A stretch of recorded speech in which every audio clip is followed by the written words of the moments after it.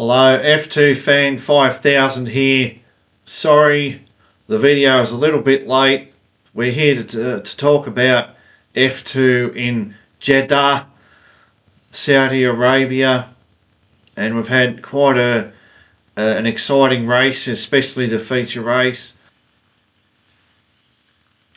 Have to have the appropriate beverages before we start chatting about Formula 2. That's a great thing about Formula 2. First thing I want to mention about Jeddah is, for whatever reason, this is very much a circuit where rookie drivers struggle and returning drivers have the advantage. We saw that last year with Dennis Hauger and Enzo Fittipaldi, and I think to date the only rookie driver to stand on the podium in Jeddah in the feature race is Oscar Piastri back in 2021. Since then, all the drivers on the podium are at least second year drivers, and as we see with this race, that trend has continued. So that front row was knocked out by Jack Crawford and Victor Martins. In qualifying, in the first run of laps, Arvid Lindblad was very impressive. He was leading the way. On his third lap, he was setting purple sectors, but he pitted. It looked as though it would be a Martins Fornaroli front row lockout. However, Jack Crawford, who was way down the field, in the last second he just crossed the line, took pole. It was a fabulous job from Jack Crawford. He needs to work on his qualifying. If he does, he surely is a championship contender. Vasseur drove very well in the sprint race. Gabriele Mini had a very eventful sprint race. He kept falling down. He kept dropping positions all the time, running off circuit. Now, what do I attribute that to? Well, I noticed there was a lot of overtaking going into turn 1, which is on the outside, becomes the inside for turn 2. And sorry to say, but I feel as though Gabriele Mini was lacking the courage to hang it around the outside, and which becomes the inside. Fearing contact, he's just cut across the runoff area. We've seen drivers like Stanek, for example, just being courageous, putting their car down the outside, trusting that the other driver wouldn't run into them. Vasseur won the race, and then there was a post-race penalty, means Arvid Lindblad is the race winner. He's the youngest Formula 2 race winner. I mean, it would have been nice if he does win, he wins on the road. I think Marty, Dunn, Lindblad all did very well. Then in the feature race, we've seen Jack Crawford and Victor Martins going out front, leading the first lot of the race, but the drivers that started on the softer tyre pitted earlier, and Richard Vasseur has gone long. He's saved the tyres. He's driven beautifully, and I think is a very deserved winner. So yes, I'm going to start with car number 1, Fornaroli, but today I'll start with Stanek. I'll give Roman Stanek for his race, his round in the Jeddah, I'll give him a 5.5 out of 10. He was very good in the sprint race with his wheel-to-wheel racing. In the feature race, he's had no pace compared to his teammate. Out of the points, qualifying is okay. He got a penalty for impeding. That didn't help him. Not a bad weekend, but moderately underwhelming. Car number 3, Pepe Marti. Pepe Marti gets an 8 out of 10 from me. Good points in both races. Second and on the podium in the sprint race, and 5th in the feature race is probably the better result. Even though it's not the podium, I think he drove very well. He was able to get ahead of the mad battle between Alex Dunn and Luke Browning, and put daylight between himself and those two drivers, enough to bring home decent points. Made up positions in the sprint race. Very good job by Pepe Marti. And Arvid Lindblad, I'll give an 8 out of 10. Won the sprint race. Let's say that Arvid Lindblad made no mistakes, and when you consider how young he is, his racecraft has been excellent, even if, he's back in 7th in the feature race. Obviously 8th on the road benefited from Alex Dunn's penalty, but he's made very little mistakes. He's had good long run pace. He's able to manage the tyres very well. Car 5, Oliver Goethe, and I'll give him a 3 out of 10. I'm sorry, wasn't a terrible weekend, but he had no pace. I think he's made an error, track limits or something, got a penalty in the feature race, but the main thing, no pace. Richard Verschoor is destroying him. I think everything you need to know, right? Richard Verschoor is leading the Drivers' Championship, but the MP Motorsport are not leading the Constructors' Championship, because Oliver Goethe has hardly any points on the board. Then I want to talk about Goethe a bit more, because remember back in 2023, I remember he was teammates with Leonardo Fornaroli and Gabriele Bortoleto at Trident. You can see the trajectory of Fornaroli in that time. He's been going up, and Goethe has stayed the same, or he has gone backwards a little bit. And of course Bortoleto, that just tells you everything. Bortoleto is already in Formula 1, and Oliver Goethe is still struggling to score points in Formula 2. I think that's a great way to sum up where Goethe is at. And it's not impressive at all. So 3 out of 10. And car number 6, Richard Verschoor, I give him a 10 out of 10. I don't care about the penalty. He won the sprint race on the road. He won the feature race on the road. His drive was sensational. Managing the tyres. He's showing all the skills that make an excellent Grand Prix driver. So, yeah, there's nothing much more to say. Very impressive. Obviously, this track, as I said before, favours experienced drivers. He is the most experienced there. But as we know, there are some experienced drivers that aren't doing anything. So, credit where credit is due. And then car number 7, Luke Browning, I'll give him an 7.5 out of 10. He didn't score points in the sprint race. He got caught up battling Alex Dunn. P6 is a decent result. He's very consistent. He always looks quick. Not his best weekend so far, but decent result, decent pace, decent result. 7.5 out of 10 I think is fair. Dino Beganovic, I'll give him a 1 out of 10. He's supposed to be a championship contender, and instead he's qualified well outside the top 10. Finished both races outside the top 10. Absolutely hopeless. Dino Beganovic looks and feels like someone that should be a champion, but and we've seen glimpses of that. He's worse now than he was in Formula 3 the last couple of years. I don't think he was that bad in Formula 3. I think he's over-criticised, but this year is very bad. It's been very poor. He's being absolutely destroyed by Luke Browning. You didn't watch Formula 3 last year and think,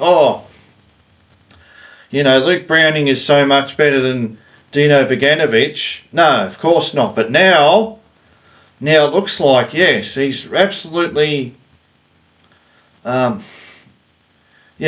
destroying Dino Beganovic. T-Rex needs to get his form back. Car number 9, Sebastian Montoya. I don't know. I'll just give him a 4 out of 10. I don't even remember it. I just know that he's a lot slower than Gabriele Mini. Car number 10, Gabriele Mini.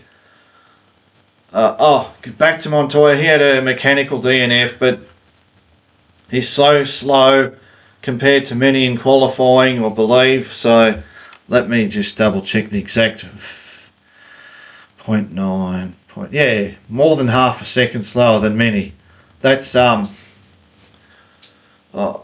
it's not his fault the car had a mechanical DNF, so I'll just give him the 4 out of 10. And then car number 10, Gabriele Mini. I don't know what to say. I feel like Prema are not where they should be. I heard a bit of chatter about, coming into 2025, Prema are back on track. I don't think so. They're very much where they were in 2024. You just have to see that, okay, Mini has made some mistakes. He doesn't look fast, but I don't think that's on Mini, because look where he is compared to Sebastian Montoya. And Sebastian Montoya is not an elite level driver. Conversely, Sebastian Montoya is not an Alessio Deletta, Chan Shields sort of driver that is absolutely off the pace. Sebastian Montoya is a decent midfield driver in F3 and F2.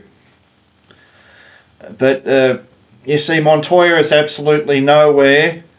And the gap between Mini and Montoya, 7 tenths, is quite large. So to me, Prema are not where they should be. And this is not their bogey circuit, okay? I've heard how Bahrain is their bogey circuit, but I mean, don't forget, Fred Vesti won the race here back in 2023, won the feature race. So, and I'm just thinking, well, Mini in the sprint race, as I said before, lacked the courage to hang it around the outside of turn 1 and attack into the inside of turn 2. That's my opinion. And so he cut the corner pretty much every lap. Probably half the laps you see him cutting the corner. Lousy racecraft. And yet somehow he doesn't overtake on the last lap to get 7th place in the sprint, which is 2 points. And then in the feature race, he has no pace. He falls behind that battle between Alex Dunn, Luke Browning, Pepe Marti. He falls off the back of it. The drivers on the alternative strategy catch up to him a couple of laps from the end, and yet he helped them back. Like Kush Miney, Joshua Dirksen on the reverse strategy, going long like Richard Verschoor on those medium tyres, pit in the race on the soft tyres. So Gabriele Mini held them off. I think that's good racecraft. So it's hard to rate for me. I'll give him a 7 out of 10. I know it seems generous. I'm not sure that Prema are there with their car, and he's shown a mix of bad racecraft and good racecraft. So, but I feel like he's pushing the limit of where he's at with the setup of that car. And then car 11, Jack Crawford, I'll give an 8 out of 10. Obviously, he's slayed his problems with the qualifying. Just out of nowhere, he was nowhere. He wasn't even, I don't think he was in the top 10, but in the last dying moments of the qualifying, puts it on pole. Fantastic job. Second in the feature races, nothing to be down about. It's a fabulous result. He's had the measure of Victor Martins. He should be very proud of that. However, his sprint race, clattering into the side of the other car, I think it was Gabriele Mini. Mini had a very eventful time. He only got 4 points from it all, but anyway, so he's hit the side of Mini, spun around, and brought out the safety car because he stalled. Very poor from Crawford in the sprint race. The sprint race is not as important, so I'll give him an 8 out of 10. I should be giving him a 9 or a 9.5, but the sprint race, I'll mark it down a bit. Car 12, Kush Miney, I'll give him a 6 out of 10. He made the reverse strategy work enough so that he was able to salvage a 10th place or 1 point. And he was also, he's sort of almost holding onto the coattails of the leading pack, you know, Marty, Browning, Dunn, Lindblad. He's sort of hanging onto the back of them, which is a huge improvement on where he's been, so I'll give him a 6 out of 10. And car 14, Victor Martins, I'm trying to say it correctly. He scored a few points in the sprint race. He's got a podium in the feature race. Once again starts on the front row for the 3rd race in succession. You know, Victor Martins should have been challenging for the race win. I know 3rd is good, but if Victor Martins wants to convince Williams to put him in an F1 car, I think he needs to show a bit more. But I've got to give him an 8 out of 10. He's been... I don't want to, but I can't justify to myself giving him 7.5. So he does get an 8, but I feel like he should be doing more. He can't have Jack Crawford getting the better of him. Excellent wheel-to-wheel racing between the pair of them in the feature race, but it's not working out. And he's not winning. And considering he's had 3 front row starts, he should have won a race by now, in my opinion. Well, obviously the first race in the year was cancelled, so okay, let's see how it goes. And then Ratomo Miyata, I'm sorry, I don't want to talk about it much. I'll give him a 2 out of 10. That's all. Omari Cordeal gets a 2 out of 10. You know, not all 4th year drivers get the hang of Formula 2, so kudos to the ones that do, like Richard Verschoor. Car 17, Alex Dunn. I'll give him a 6.5. Oh no, wait, I'll give him a 7 because he was on the sprint race podium. He was right there. Remember, they finished line of stern, as the British commentators like to say, or all in like 3 ducks in a row. Lindblad, Marty and Dunn. Excellent work there. In the feature race, he's had pace, but you know, sloppiness has cost him. He's got a penalty. The pace is there. The racecraft is a bit sketchy. He needs to work on that. If he wants Formula 1 teams to look at him, he can't be getting penalties all the time for forcing drivers off the track. And then Joshua Dirksen, I'm going to give him a 6. I know it seems generous, but I don't know where AIX are at. I mean, AIX are a very peculiar team, very inconsistent. Sometimes they're fast, sometimes they're slow. He's come back knocking on the back of the top 10 in the feature race. What about the sprint race? I think so. Joshua Dirksen. Yeah, 12th and 11th. He's made up a lot of places in both races. So the racecraft is there. I don't know what happened with the qualifying. It's hurt him his weekend, but I'll give him a 6 out of 10. I think he's done the best he can. I don't know where AIX are at, or if it's his own fault for qualifying so low. Chan Shields, I'll give a 1 out of 10. At least he didn't crash. and I'm willing to give low ratings, but I'll give Shane Shields a 1 out of 10.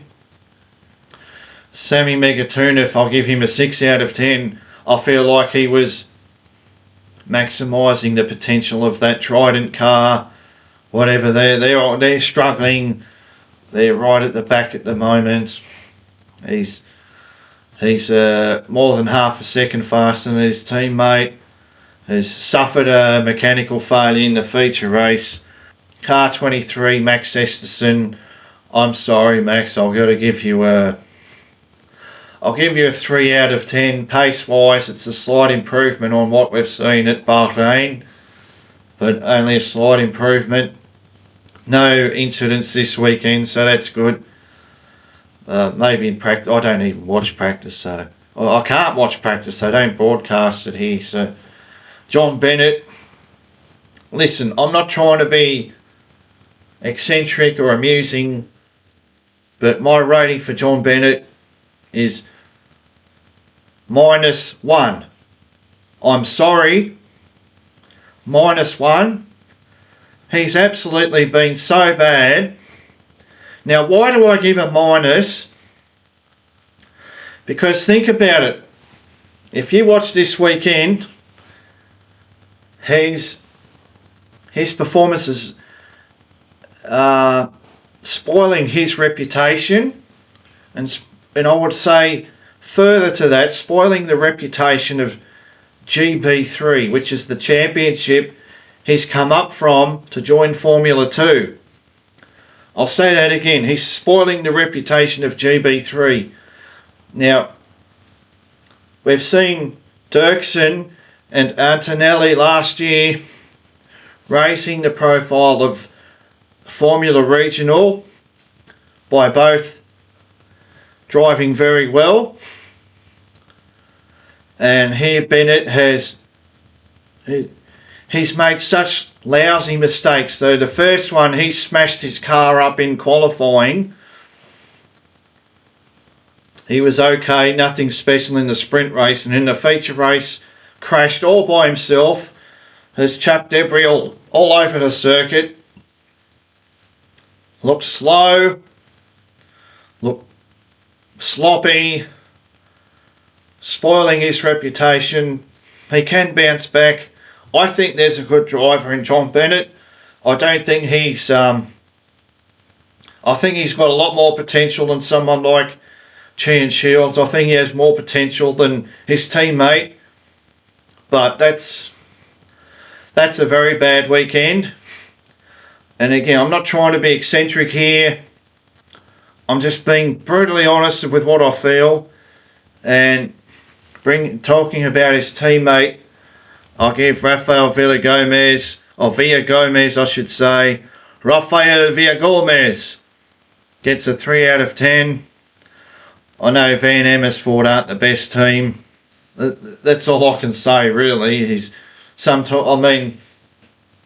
Compared to last week, it's very disappointing here. And yeah, so they're car number 1, Leonardo Fornaroli. I'll give him a 9 out of 10. Now why? Because as I said at the start, this circuit favours returning drivers. Fornaroli has finished in the DRS of Victor Martins. He's a rookie. He's shown his consistency. I was very impressed with him, even though he lost a position to Gabriele Mini on the last lap of the sprint race. Okay, that's a shame.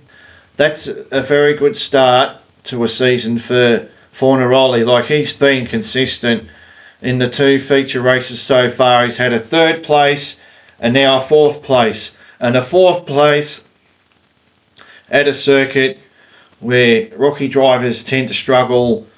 The returning drivers have the advantage. As I said, not since Oscar Piastri as a rookie driver finished on the feature race podium. And here we are, Fornaroli in the DRS. If this race went another 2 laps or another lap, maybe he would have finished on the podium, overtaking Victor Martins. So I think he's the silent assassin here. Fornaroli. I'll give him a 9 out of 10. No qualms. Okay. And we've got to break to the next race. And I don't feel as though Bahrain and Jeddah are very representative of where these teams are at. The only thing I can glean from the last two races is, again, Prema are not where I think they should be. I don't know how that's going to affect Gabriele Mini.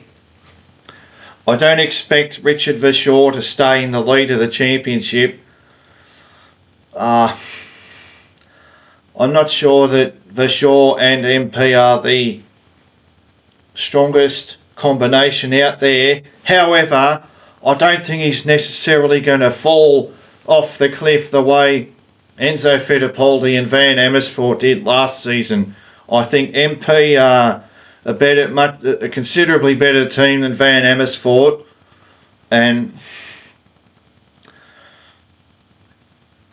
but I think Richard Verschoor is also quite a very good driver, very experienced, of course. I don't see why he would fall to those depths that Enzo Fittipaldi fell to. He's been very consistent recently, very consistent. Is he going to be consistent enough to hold on to is he going to be solid enough? Is he going to be fighting for feature race podiums week in and week out? Well, month in, month out, since we don't get that many races in Formula 2. But we've got a triple header after a break. So we've got to wait till middle of next month. Then there's a triple header. And again, those three circuits, especially like Monte Carlo, for example, not really representative. So I don't think in this 2025 F2 Championship, considering how close everyone is, I don't think we're going to know who the real favourites are until later in the year. Let me see the calendar here. So I'm looking maybe after Silverstone. I think after we've had the races at the Red Bull Ring and Silverstone, and then we'll get a clear picture of, yes, these people are the contenders, and I think that's just how the F2 calendar is. But going forward, I think the F2 will, in the next year, will go from Barcelona to the Madrid Street Circuit. So I think in the future F2 there won't be a pecking order, because I think all these circuits are going to have different characteristics, like Bahrain, for example, with its massively degrading tyres. Albert Park is an outlier. Jeddah's an outlier. Lasaile's an outlier. Baku is a strange one too. As we move away from traditional circuits to more street circuits dotted around the world, I think Formula 2 is going to be more and more about consistency, and I think so even this year. But I think the most important stretch, let's include Barcelona. So from round 6, Barcelona through to round 11, Monza. I think that's where this title will be won and lost. But I think what you're seeing now, it's, for drivers like Verschoor especially, it's important to get those banker points in. Banker points. So by the time get to Barcelona, you've got an advantage. You've got a springboard with which you can, launch a championship assault. And if we look at the standings, Verschoor is well ahead. He's not really well ahead. I was wrong. He's only 53. It's a 12-point gap to Pepe Marti, and second with 41. and they're very close after that. Fornaroli's on 40, Dunn is on 35, Browning on 33, Martin's on 28, Lindblad 24, Crawford 20. So these drivers all have fairly decent banker points, whereas someone like what can I say? Gabriele Mini, for example, has 12 points. So you get 39 points over the course of a Formula 2 weekend. So I think most drivers are still in it, but I think the top 8 there, and depending on what, and then Dino Beganovic is the big disappointment so far. Gabriele Mini, I think, is trying. He's scored points in every race, but they're only minor points. I don't see, unless Dino Beganovic has a turnaround of form, I don't see how he can win this championship. I think the current top 8 in the championship, for sure, Marty, Fornaroli, Dunn, Browning, Martins, Lindblad and Crawford are all contenders. Again, Crawford needs to keep working on the qualifying. Lindblad is very young. We don't know how he's going to develop. I don't really see him as the championship contender, but I could be wrong. I think highly unlikely. Martins, should say. I think, Martins, Browning, Dunn. Dunn is the wild card, completely unexpected. He's had a lot of pace, but he's also had a lot of the way he drives, sometimes forcing other drivers off track. The Bahrain sprint race was very poor from Dunn. Browning is quietly getting around about his business, and so is Fornaroli, doing what Fornaroli does best, just quietly picking up the points. You don't even notice, right? But if you listen to other people talk about F2, you hardly notice Fornaroli's there. You look at the F2 headlines, Fornaroli, where's he? But he's third, 40 points, 13 behind Verschoor. Verschoor's also doing a bit of a Fornaroli. He's top 6 so far in every race, so that's a very solid start. And sometimes, if you have a close championship, those banker points are very important.